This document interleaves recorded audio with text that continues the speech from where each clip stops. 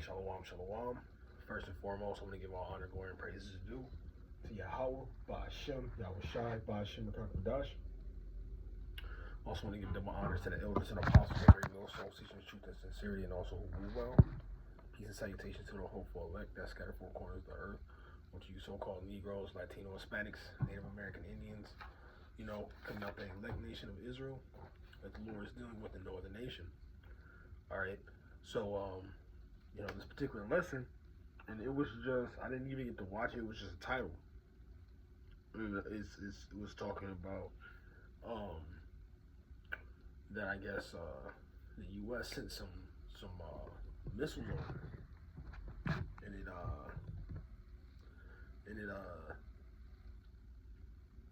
had some, I believe some kids, some casualties. All right, but you gotta understand, these are the times where, when you get on that roller coaster, it's building up. There's gonna be a time where you're gonna feel them G-forces. You're gonna feel the pressure. You're gonna feel like, oh, this is real talk. World War III. Oh shit, this is Jacob's trouble. Oh, the temptations. We're living in those times now. All right, it's just evident that it's there, and it just makes sense. All right, we have all the tokens. Majority of these tokens are here, so you really can't say, you can't really discredit the scriptures now. All right. I had some queued up. I didn't put it in a specific order. Let's do Matthew 24. No, well, we can do Luke. Let's do both.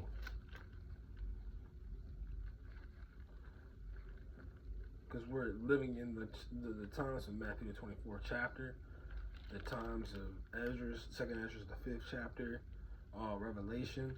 And it's all here. So this is Matthew 24. And let's get 24 in verse 6. And it says, "And ye shall hear of wars and rumors of wars. See that ye be not troubled, for all these things must come to pass, but the end is not yet." And we see that. And a rumor, just because it's a rumor, doesn't mean that rumor is not true. And it's going to build up. You see the little tension. Usually with rumors, when the rumor happens, okay, it's either going to be some resolve at the end of it, or it's going to be conflict at the end of it. All right, and that conflict is and that rumor is going to be the real World War III, that third woe that the scriptures speak about. All right, but nevertheless, that just goes to show that the scriptures is a living. Is the truth. It's happening right before your eyes. Okay. Got some queued up. Let's get on Mark.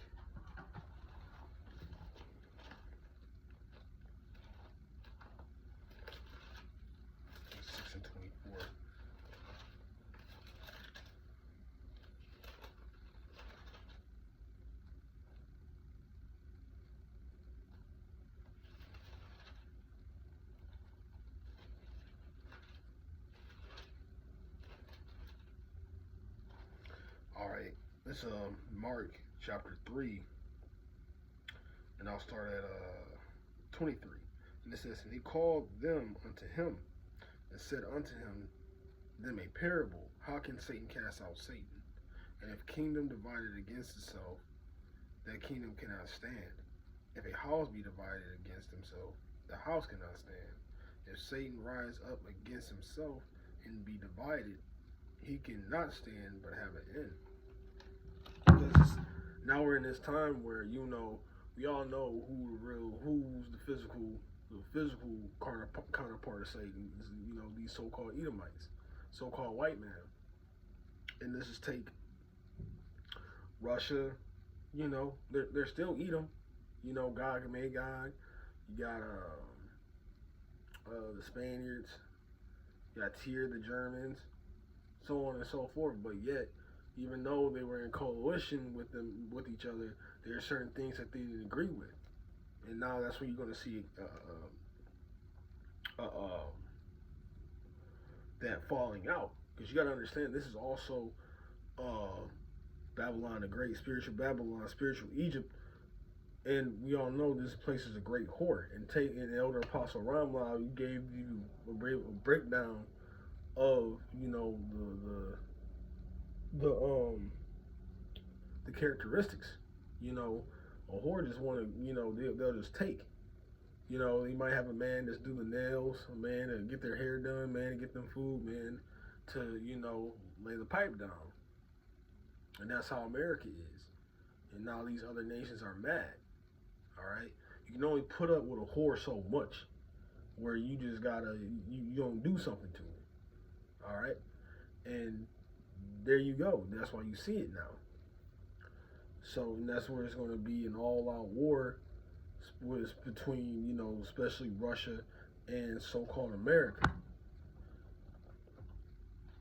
because that's why you got to be in complete agreement.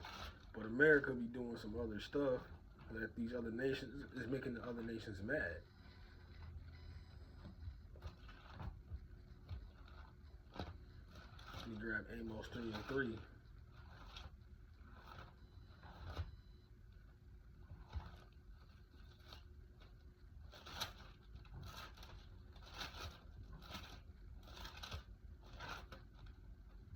Alright, so look at Amos 3 and 3. And it says, can two walk together except they be agreed? And the answer is no. That's why now we use this as an example. That's why we can't have unity camps, because, you know, we don't agree and don't have the same mindset or the same breakdowns of these other Israelite camps. And first off, the scriptures say, you know, be on one accord. The Lord is not an author of confusion. And you have this one camp that's saying the CHIP isn't the MOTB. You got this other, you know, got these other camps, you know, with their own wine, man, their own philosophies, and that just shows confusion.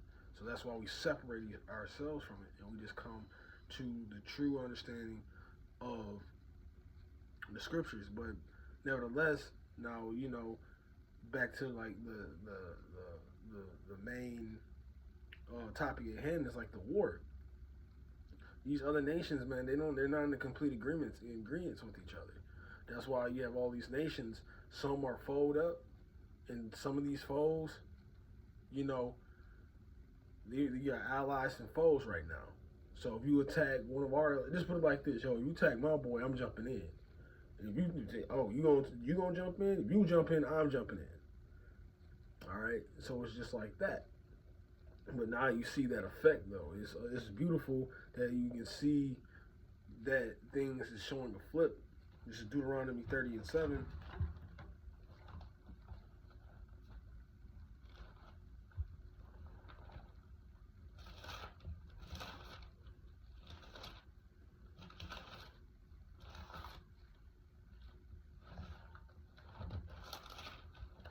And it reads,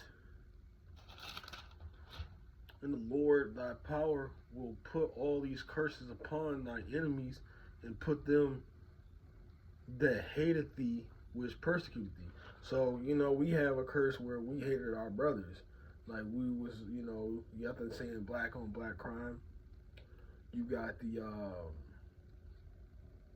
you saw watch boxing, you got the old school, and they still do this, you know, where Issachar feels like they're better than the Ephraimites.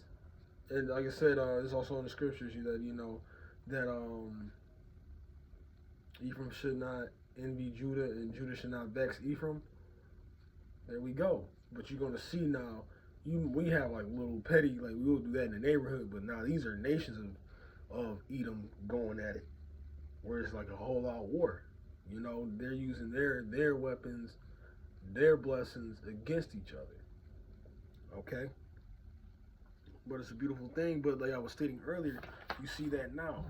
And it's not just the war aspect of it, but look at the signs and times that we're in. This is 2nd Ezra, the 5th chapter.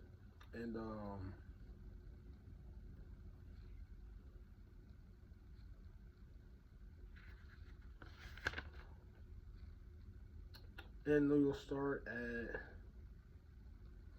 we'll do 8. And it says, there shall be confusion also in many places, and the fire shall be oft sent again, and the wild beasts shall change their places, and minstrels women shall bring forth monsters.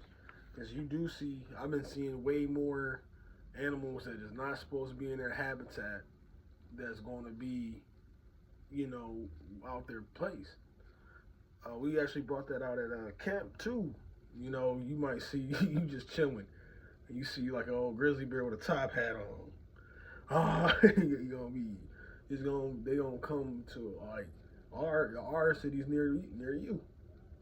All right, and also when you actually look out when it talks about um the minstrous woman brings forth monsters, because that goes twofold. You see these badass kids, these badass 2/3 niggas, and actually, hold on, let me just stop that because, yeah, these 2/3 too, man. I think it's Sirach 36 and 5. Grab it. 26 and 5, I'm sorry.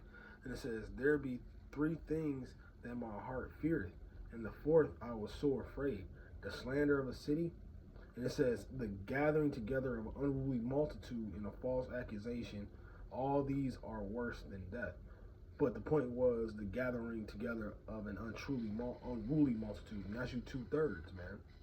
Knowing that you Israelites, but you acting like straight up dumbasses, sottish people. All right. But back to 5, it says, and women and monsters, women shall bring forth monsters. And like you see these 2/3, what's his name? Julio, whatever that dude from Florida who just got killed not too long ago. That's a unruly, perfect example of somebody with a unruly multitude. But really getting to like badass baby kids, but also it can go to a point where it's also talking about kids with autism, certain deficiencies, things of that nature. And if you look at the statistics, is increasing. Actually, moved out for a household that actually had two of them, and I'm like, golly, like, man, Esau. It's also Esau putting things in the food and stuff.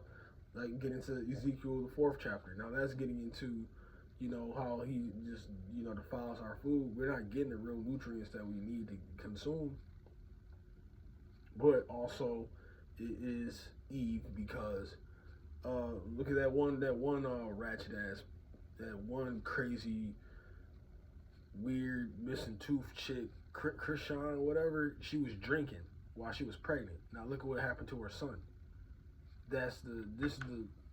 These are the times that we're living in right now, and the Bible is painting the perfect picture, and you got to be crazy or not give a fuck, or the Lord just clearly ain't dealing with you for not to see it. Okay? But, yo, like I said, it's ramping up. You just got a few more signs, 4 more prophecies, a few more tokens, and then the Lord gonna come back, and this place gonna be a wrap. Okay? But Lord willing, I hope this video was edifying. I want to give all honor, glory, and praises due to Yahweh, by Hashem, Yahushai, by Hashem, Rakakodash. And again, double honors to the elders and apostles at Great Millstone, teaching this truth and sincerity, and also who rule well. Peace and salutations to the hopeful elect. I want to close out, say shalom, and on to the next lesson.